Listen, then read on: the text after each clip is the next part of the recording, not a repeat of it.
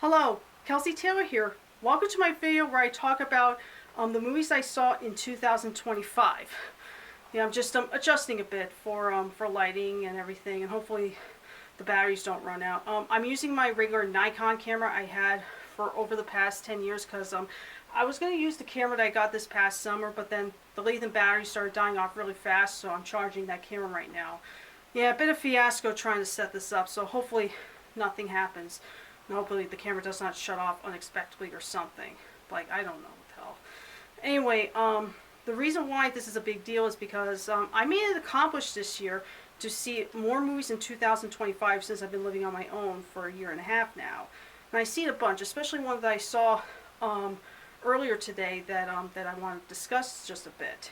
So I'm just going to go through a list on Wikipedia talking about the movies I've seen in 2025 and give you my brief thoughts on them. They're not going to be like complete reviews or anything.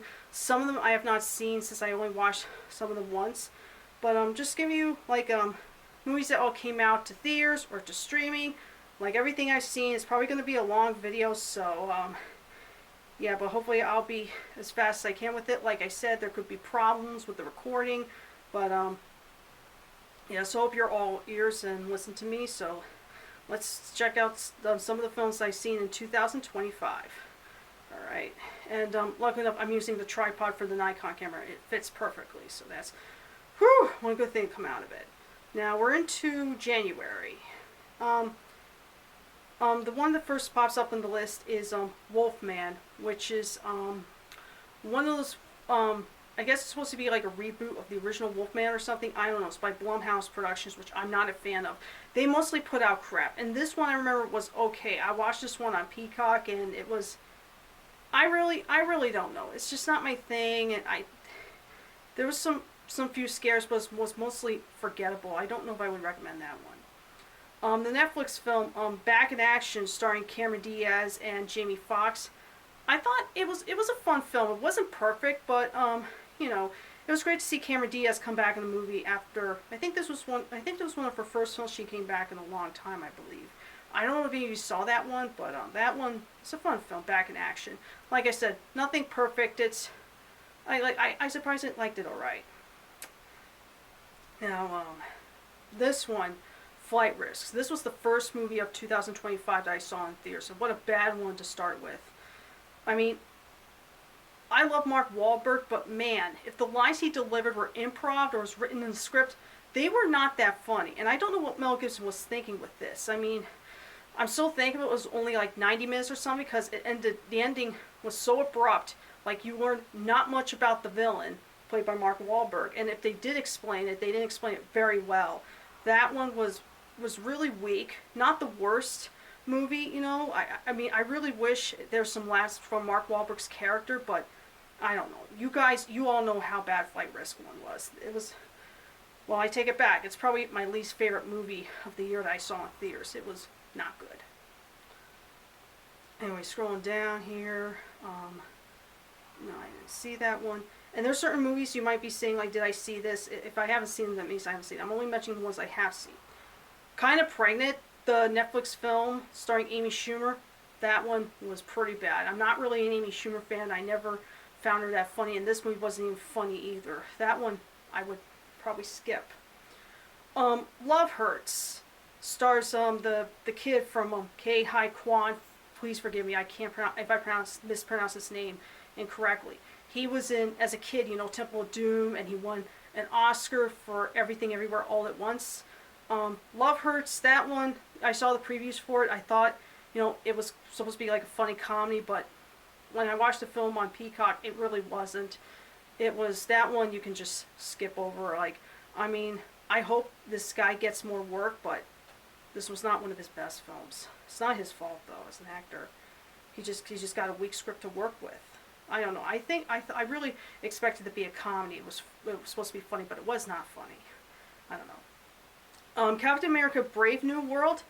I liked it. I thought it was decent. I would probably give it like a 7 out of 10. In fact, the day I saw it in the theater, there was some Marvel fans in there who probably have the same opinion as I did. Like, they're diehard Marvel fans. Like I'm not, you know, really an expert on, you know, on Marvel like they were, but you know they point out some characters I didn't recognize that were probably in some Disney Plus shows or something. But I actually liked that one. My favorite Captain America movie though is Captain America: The First Avenger. But Brave New World, I didn't think it was that bad. My one complaint though, I wish there was more Red Hulk. I really wish we would have got more scenes with him. That's it. Let's see. No, I don't think no, I didn't see that one. I'm trying to remember.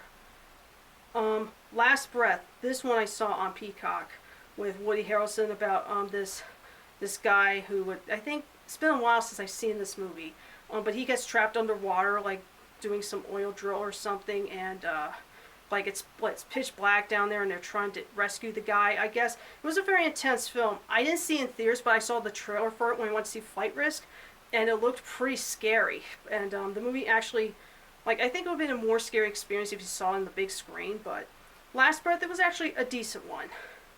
You know, it's not bad though. I probably would recommend Last Breath, but I'd probably recommend watching it on a bigger screen if you want a very scary experience. Because from the trailer, it was a pretty scary experience. Anyway, the thing we're still rolling. The Electric State. This is the film that's on Netflix. Everyone was talking about how bad the movie is, and I don't think it's the worst. It's just not great. You know, there's a lot of people that were in this film, and I don't remember. I think it's about a world with these robot characters. Like I said, I don't remember. I only seen the movie like once, like I would say in the summer or something. But it wasn't really great. I don't know if you guys saw The Electric State, but let me know what you guys thought of it. It was alright. Plankton the movie. This is another Netflix one. They did another one, the Sandy Cheeks spin-off one, which I have not seen. Plankton the movie, you know, it's fine. You know, like, I grew up watching SpongeBob, and by the way, I have not seen the new SpongeBob movie yet, so it's not going to be in this video. So, but this one, it was just fine. Maybe I'm getting too old for SpongeBob. You know, I liked the first film that came out in 2004. I enjoyed the earlier seasons. Plankton the movie, like I said, it's just basically just for kids. It's not the worst, but I don't know. Maybe I'm getting a little too old for it. Let's see. Black Bag, that came out, I think we're in February or March. I've already lost track. Black Bag is just alright. Nothing memorable. That's all I can say about it. I don't know if any of you've seen it. What else? Let's see that one. Okay, here's a controversial opinion. Snow White. I'm aware of the controversy. I know Richard Segler may be a crazy person. The CGI dwarfs were garbage. I wish they were real people. I still stand by that fact. But I liked it. You know, I liked it for the most part. I think Richard Segler did a pretty good job as Snow White in some aspects. You know, she could probably sing better than she can act. The dwarfs, despite being CGI, have a bit of an interesting personality. And there were some changes to the story that I really don't mind. I was scared to death when we got to the scene where Snow White bites, you know, eats the poison apple and then drops dead. I thought they changed that up a bit, but they didn't. But like the ending, like it's a little bit too different. Maybe it's because I've seen so many live action Snow White adaptations that were different. And this one coming from Disney, based on their very first animated feature. You know, I wouldn't call it a great movie, but I liked it. I liked it. In fact, I own it on DVD, so hate me for all you want. But I liked it. I wouldn't recommend it, but it's something I just liked. But not a great movie. So there. Anyway, what did I see? Not that one. Yeah, we entered into March. Now we're into April and June. Not this one. Didn't see that one. I probably skipped over some films I forgot to mention. I didn't see that one.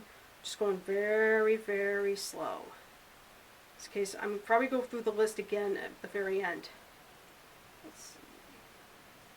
And in case if you hear there's something in the background, that's the heat going. So sorry. It's like I felt like I saw a lot more movies, but I guess I didn't or something. Like we're now into May, the summer movies I call it. Yeah, that spring and early summer I didn't see a lot of movies during that time. So I'm looking for mainly the streaming ones I saw. Oh, This one, I don't know what the hate is with this one. Karate Kid Legends. I've seen all the Karate Kid movies. I only saw a few episodes of Cobra Kai. I gotta catch up with it. I know it ended right before this one came out, but I actually liked it. You know, the chemistry with Jackie Chan and Ralph Macchio, I thought they were really, it was very well done. It was very fun, entertaining, and I like the new kid. I hope he gets more work. I just like Karate Kid Legends. Like if I'm a diehard Karate Kid fan, I don't know how I'd feel about it. Like in some aspects, but I really enjoy Karate Kid Legends a lot. Definitely go see it if you haven't, even if you're not a Karate Kid fan. Sorry, my nose is itchy for some reason. This one, maybe I probably skipped down this one, but I'll probably go through again. This movie that premiered on HBO Max called Mountainhead. I don't know if you guys heard about this. It stars Steve Carell and Corey Michael Smith. Steve Carell's the reason why I want to see this one.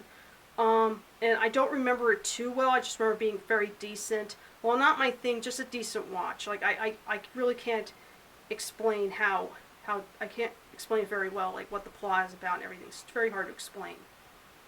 Probably gonna go through the list, so don't take forever.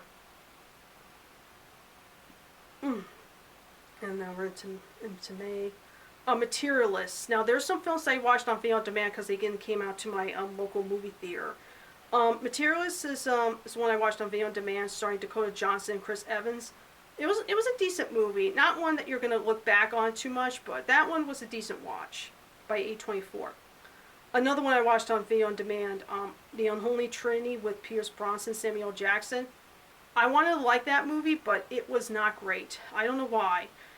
It's kind of like a Western film about a man getting his revenge for the death of his father. Again, I don't remember. You probably never even heard of this movie before. I've done a trailer reaction to it, where back when I can show the footage of the trailer, but it just was weak.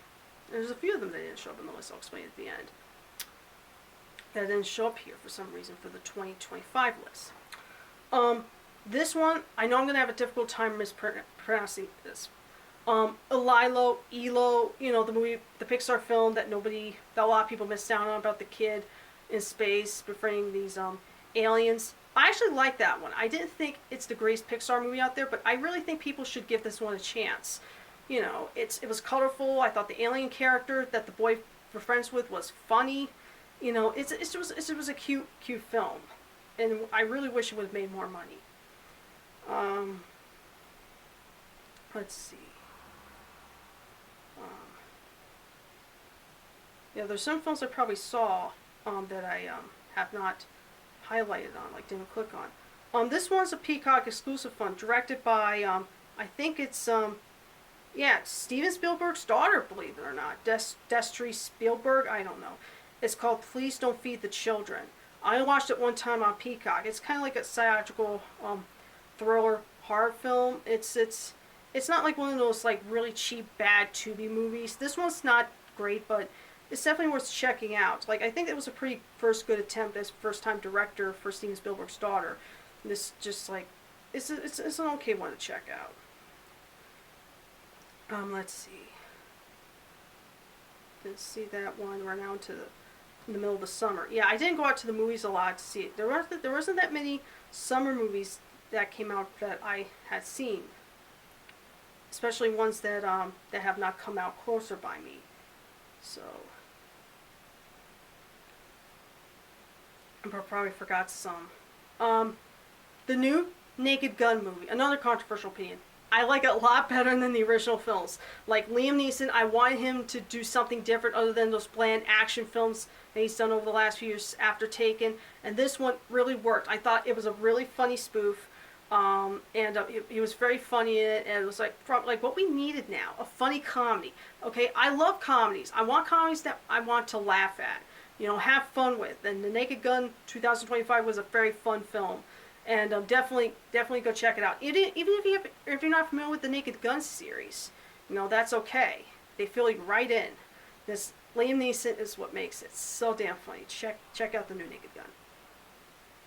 Anyway. See that. Another one movie on Netflix, Fixed. This is a film that the creator of Dexter's Laboratory, the cartoon. I cannot pronounce his name to save my life. This is the one that I think HBO Max decided to can for some reason. Netflix picked it up. It's not good. I mean, if you want to watch Fixed on Netflix, I don't know. And even though it's an animated dog movie, it's really rated R, like very, very inappropriate for children. All right, look at the trailer and you'll see why I say that. It's a very dirty dog animated movie. It just, I wish it didn't suck. But unfortunately it did suck.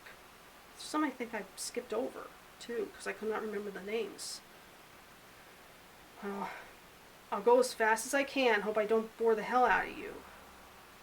Let's see.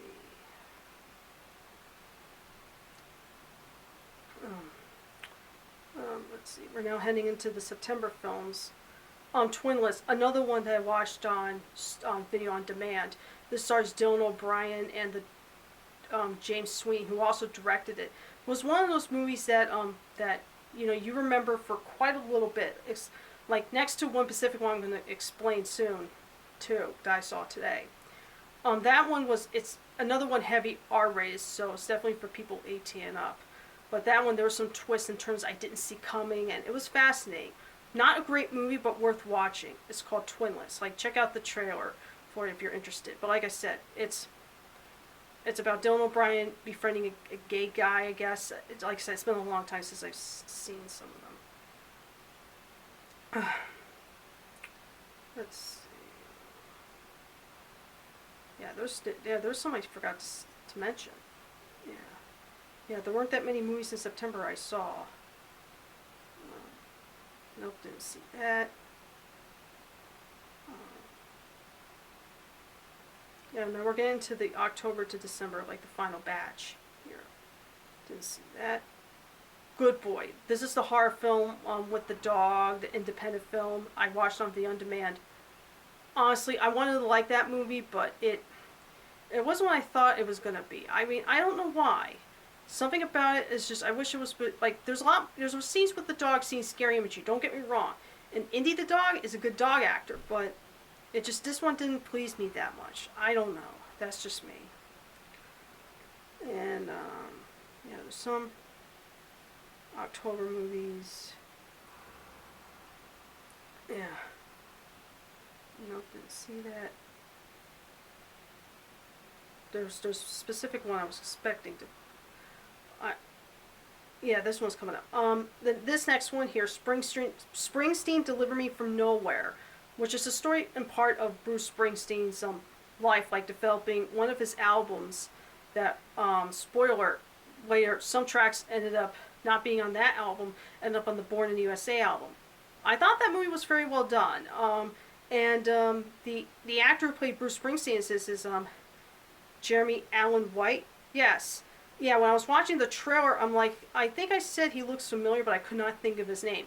He was one of the older kids in the show Shameless. I forgot all about that, but he did a good job in this, and this one I don't think did very well, but if you like Springsteen, you may like this one. So definitely when it comes out on video on demand soon, check out Springsteen, Deliver Me from Nowhere.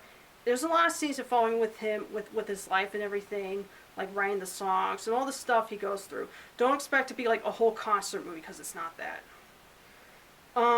Shelby Oaks. This is another one. Another one was I watched on video on demand. Chris Stuckman directed it. It was a good attempt, but the one thing I don't like was the ending. Without giving it away, I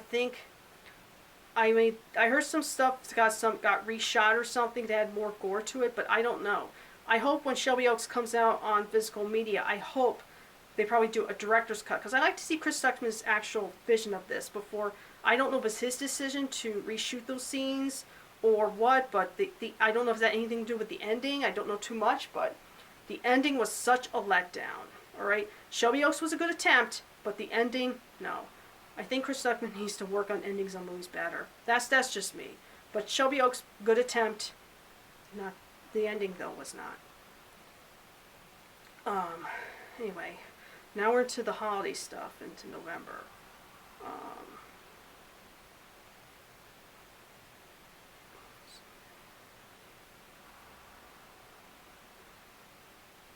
You didn't see that.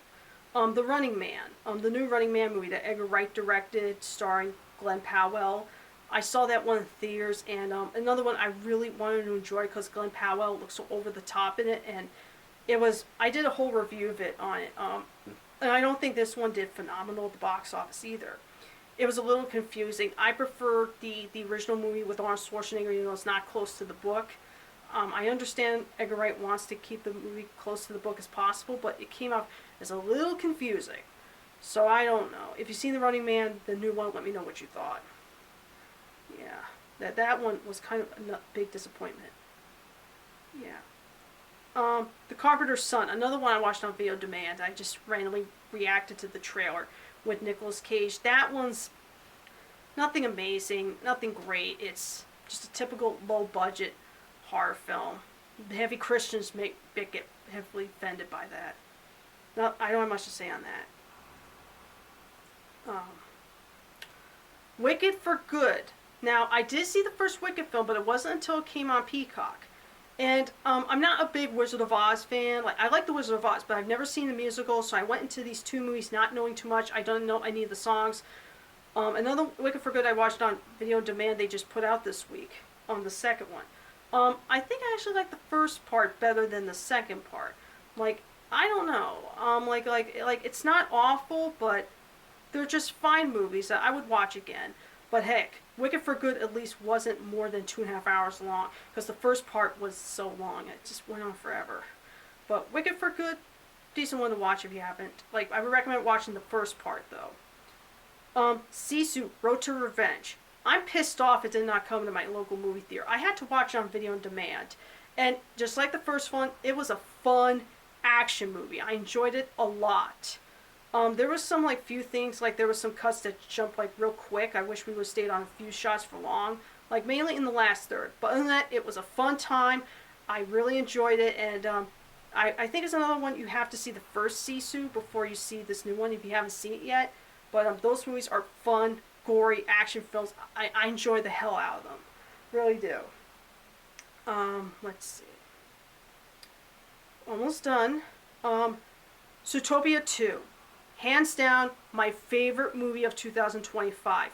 When I did the trailer reaction to it, I was like, it looks cute, I guess. You know, I like the first Zootopia movie fine, but this one was better than the first film. It blew me away. I'm glad it made its money back. Like, it was probably one of the biggest hits of the year, especially for Disney in a very long time. I enjoyed Zootopia 2 a lot. It had more drama, had more emotion, had a lot more memorable characters. I enjoyed every single minute of it, and I hope they make another one. Enjoy Zootopia 2 a lot. My favorite movie of the year. If you missed out on it, hurry and go check it out. It's amazing. And then,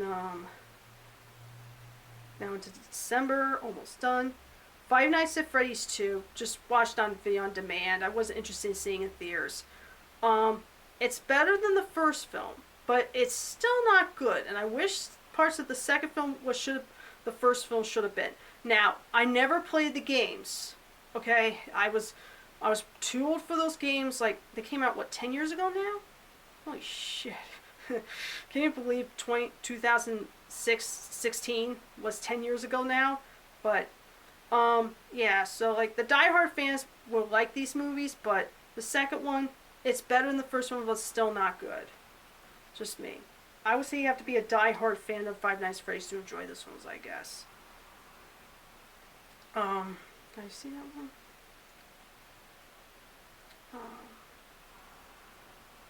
Almost done. Didn't see that. There was few films I want to go see, but they're not playing in my local theater. Certain ones. Yeah. Mario Supreme. This is the one I saw today. That movie has a lot of intense moments. I saw it an almost half-packed theater at a 12:30 screening. It was it's a good movie. I wouldn't call it the greatest movie ever. I wouldn't put it in my top 5 for favorite movies of the year. But there was intense moments. But the one who steals the show is I'm gonna have a difficult time mispronouncing his last name. Timothée Chalamet. Yeah, that guy from Wonka and the Dune movies. He deserves an Oscar nomination. Now, I don't know if the Oscar noms have rolled out yet, the lists who are nominated, but Oscars, if you nominate him for Mario Supreme, please don't forget to give him an award. He deserves it, okay? Like, you nominated him for the Bob Dylan biopic last year. You didn't give him an award. Whenever he doesn't get, like, an Oscar award, he looks gloom. It, like, feels so bad for him. Just give him one. Like, okay? Like, he's a pretty good actor. You know, probably a lot better than a handful of people in Hollywood now. Like, give him an Oscar. He did a good job in this film. Great acting. You know, he definitely saves this film. Now, I would recommend seeing Marty Supreme, but it's by A24, another R-rated film. There were some few scenes that were really fucked up, and one scene that got everyone, like myself, gasping in the theater. I don't want to ruin a lot, but Marty Supreme, definitely check it out. It's, I wouldn't call it my favorite movie of the year, though. Like I said, Zootopia 2 earns that spot. I probably put it at number 5 or something. Now, here's some of the films that came out in 2025 that for some reason were not on this list while I go back through and check out some more. Because there's some I actually missed out on. They're all like probably Netflix or Peacock streaming movies. This one that I was lucky my local movie theater got a screening of it. And it's the latest Looney Tunes feature film, The Day the Earth Blew Up, a Looney Tunes movie starring Porky Pig and Daffy Duck. That one surprised me. Like, from the trailers, they made it look stupid, but I enjoyed that one a lot. It was probably the very first Looney Tunes movie I saw on the big screen. And I'm so glad Ketchup Entertainment, who distributed this film, is able to pick it up, because I guess HBO Max decided to get rid of it or something.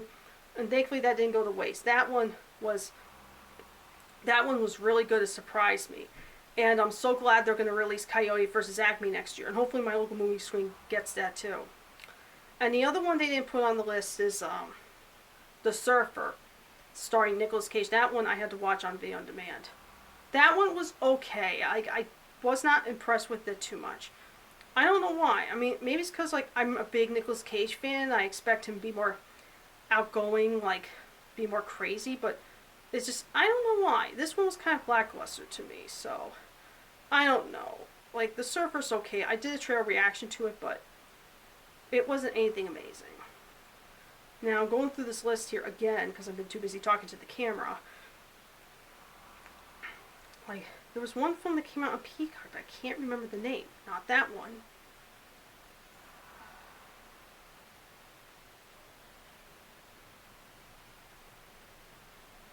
There's some Netflix Peacock ones I missed out on. I can't find. If they're not on the list, then I probably don't remember the names. So, come on. Can't find it. Oh, here's one on HBO Max I watched. The Parenting. You probably never heard of this one. It appeared on HBO Max like on March 13th of last year. And the only person I recognized it was Brian Cox. It's like comedy horror. I don't remember too much about it. It's probably one of those modern films when you mention about modern stuff. Like I said, I don't remember too much about it. Sorry about that. The camera like stopped abruptly recording. It turns out I filled up the whole card. So like I have the first part of the video on my editing software, one of the editing softwares I have. And I told you it's a long video, so sorry about that. As for what was I talking about? The Parenting. It's not a movie I would highly recommend. It's nothing memorable or anything. So yeah. And trying to get back to where I was now. Again, I'm so sorry about that. And the new camera that I have, the lithium batteries must have sucked because like it looked like it was fully charged, and then I accidentally turned on, there's like a light camera on, like this camera doesn't have any lights on it, but this new camera does, and I'm not kidding, drained half of the lithium battery within seconds. So I don't know if I'm going to use that camera any longer. Probably going to be sticking to this one. How is that an old camera that's 10 years old works better than a modern HD camera? I don't know. Maybe my best is not turn the lights on ever again. That's why I have this lighting here. Like I got the lamp right here. Sorry for dragging on. It's just I had to apologize for the disruption. So, but I went through the list and I realized I did forget a few, mainly from Netflix, because I was like browsing through Netflix to see which movies were streaming that I'd be interested in watching. My mouth is so dry. You have no idea how frustrating this is. This one I missed out on. It premiered on Netflix in February, which a lot of you never even heard of. It's called La Docile Villa. I don't know, some sort of for a French name or something. and I don't remember it very well. It's a pretty decent film. It's directed by Mark Waters, who directed the first Mean Girls. That's the reason why I wanted to watch it. It was actually a pretty good one. And then I don't have that many left, so. And there's another Netflix one I skipped down on. Like I told you, this video is very long. I saw a lot of movies this year. And I highlighted a lot of them on this list too, so I can not miss them. Those part won't be as long, trust me. It's going to be a long video I have to edit together, put in the pictures and everything. It's going to be a lot of work. So, The Life List, a Netflix movie, another one that premiered in late March. I think this was like one of those bucket list movies, I guess. I don't know. Like I said, I don't remember too much about it. This one stars Sophia Carson. That was actually a pretty decent one too. There was a few Netflix films on there that I actually kind of liked, and of course there was a few that sucked, like Kind of Pregnant. I think Kind of Pregnant is probably the worst movie of the year for me. And going through one more time. Mention that.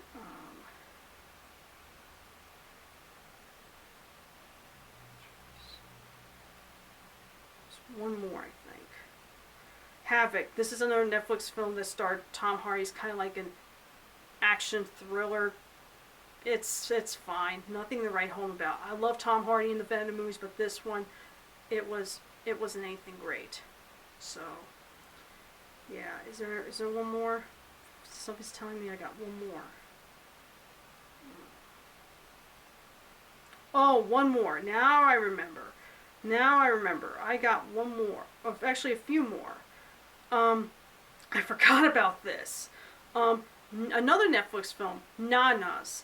You see the poster. It's a pretty good one starring Vince Vaughn, who I'm usually not a big fan of, but I think he did a good job in this movie. It was about him working with some women at a restaurant, like cooking foods and all that. That's all I can remember. That one was actually a pretty good one. It was released in May on Netflix, like around Mother's Day or something, but good one to watch. Like, I would say if you're a big Vince Vaughn fan, you won't be disappointed in that one at all. I got one more, I think. Yes. Phone's giving me some shit. This is a new phone, by the way. It should not give me any problems. This video is, like I said, it's going to be a chore for me, but probably a fun one to watch. I'm going to go through one more time because I got one more to. I didn't see that one. Going through Netflix, is that it? Yeah. I think that's it. The last one I'm going to mention is one of Tyler Perry's recent films that came out in 2025. You probably didn't even hear about, called Straw. That one was one of the most intense, hard to watch movies. It's about this mother who's struggling to make ends meet, like taking care of her kid, like unable to pay her rent for her home, unable to pay for her daughter's prescription, and then and she's struggling to get money. She just got fired from her job, and then she ends up going to the bank and try to get some money, but for some they wouldn't let her or something. And then she holds the people at the bank hostage. Unless I'm explaining it wrong, it's a very intense movie. There's a lot of things that I shouldn't be spoiling, but that one's a rough one to sit through. It's not filmed bad or anything. I know there's no Madea. If there's a Tyler Perry movie where there's no Madea, it's not, with no Madea, but that one was very intense and tough to get through, tough to watch. So I don't know. Definitely check it out if you're interested. But I wouldn't say it's a great movie. It's real tough to get through. So hard to watch, especially what she's done through. The actress did an incredible job making it seem believable. But man, that movie I forgot all about. Straw, man, that one, Tyler Perry. Yeah, I shouldn't say what's going on with him recently, but that movie was oof. That's all I can say. So that's the movies I saw in 2025. Probably this video lasts around 35 minutes or so. And yeah, hope you guys enjoy this video, and I'm definitely looking forward to seeing more movies in 2026 and see which ones I have seen, and I can explain it to all of you again next year. And forgive me for the lighting. I have this lamp over me because I had to. Oh, I hope this video was worth your watching, that especially for me going through all those technical issues and everything. So thank you guys so much for watching, and Happy New Year. Adios.